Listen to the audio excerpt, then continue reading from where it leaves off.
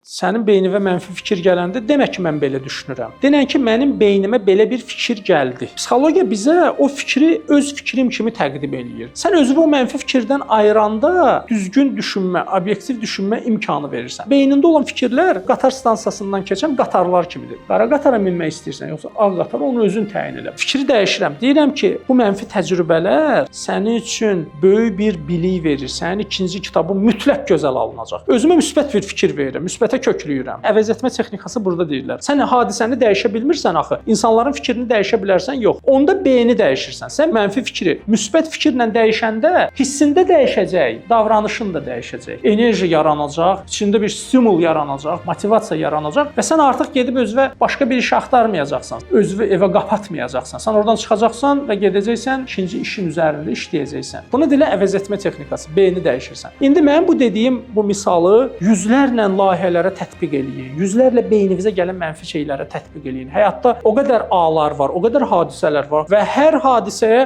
sən bir mənfi reaksiya verirsən. Sənin beynin o mənfi reaksiyalarla doludur və ona görə də daim mənfi hisslər içərisindəsən, daim bədbinsən, məyussan, həyatda bir iş görmək istəmirsən. Hadisələrə olan reaksiyaları dəyişməsən, sənin davranışın o reaksiyalara uyğun olacaq. Əgər sən bir dənə qırışda həyatın sonu kimi görsən, qocaldım artıq, həyat eşqim məndən getdi və bu cür neqativə köklənsən, aydındır ki, sənin davranışın da ona uyğun olacaq. Heç vaxt o fikirləri özünüzdən görməyin. Ümumiyyətlə, psixoloqların tövsiyə elədiyi mövzu budur ki,